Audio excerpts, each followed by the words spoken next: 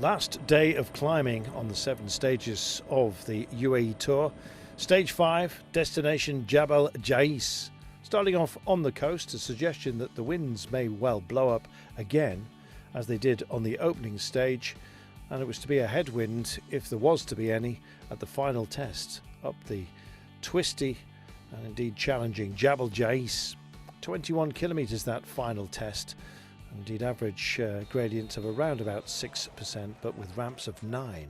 It was always going to be a big ask. Likewise, whether we'd have a breakaway or not. The terrain certainly suggested we'd have a big one.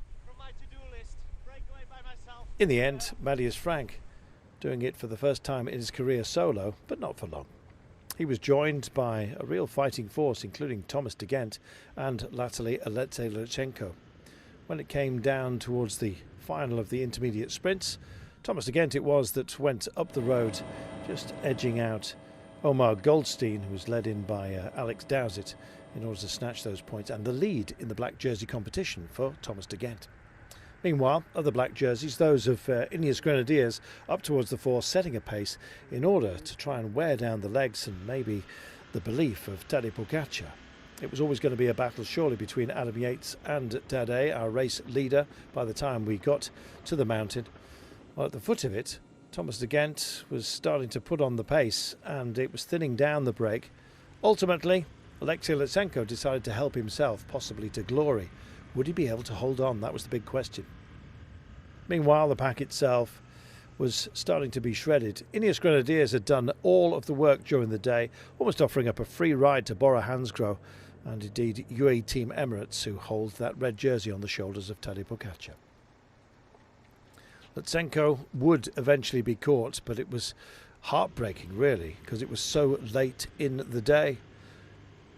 Well, he was busy feeding, cooling himself down, hitting the gels as well, anything to distract from the pain he was bound to be suffering. Well, there were a few rolls of the dice further down the mountain, but everything was wound in by Ineos Grenadiers. Chris Froome had tried his level best out there for the Israeli startup nation to help Ben Hermans to a decent result on the day. Vincenzo Nibali also had a crack. Sadly for him, the gap that he posted was soon to be wound in. The gap to Lutsenko, however, was starting to fall at this point. Big names were stretching their legs. João Almeida went for it, marked out, as you can see, by Sepp Kuss. Just tucked in, Higuita, the Colombian champion, also wanted a piece of the day. Well, Jumbo-Visma certainly have plenty of irons in the fire. Sepp Kuss, of course, one of those. Jonas Vingegaard likewise, and Chris Harper was well placed overall, but it was Vingegaard that went to the wall and decided to push off. While as others tried to close the gap on he had his eyes full of the backside of Lutsenko, who was heading for the Flamme Rouge and indeed getting closer to what would surely have been a glorious finale, but it wasn't to be. Vingegaard just rested up momentarily with a couple of 100 metres to go and then came round his man to take a great victory for Team Jumbo-Visma. Chris Harper still well placed with Sepp Kuss further back in that group. Vingegaard then bidding for glory and taking it. Indeed, finally the battle between Yates and Pogačar was raging behind, with Higuita tucked in.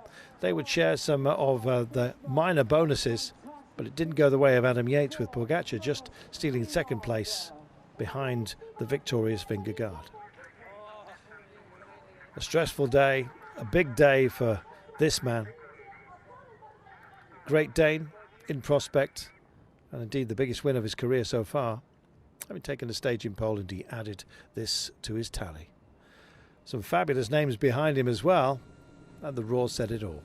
Vingegaard gets it ahead of Pogačar and indeed Adam Yates. Higuita in fourth place ahead of João Almeida, Schultz, Kuss, Pols, Hermans and Bouchard. Tadej Pogačar almost certain of carrying that red jersey all the way to the final. Now leading Adam Yates by 45 seconds with 2 sprinter stages to come. João Almeida in third place ahead of Chris Harper and Nelson Paulus. So a sprinter's day to the Palm Jumeirah, famous destination, a beautiful one as well. One for the quick men for sure. couple of intermediates along the way, some rises and falls to the terrain, but nothing like the climbing days that we've had. 8 now behind us. Great day in prospect. Looking forward to stage 6.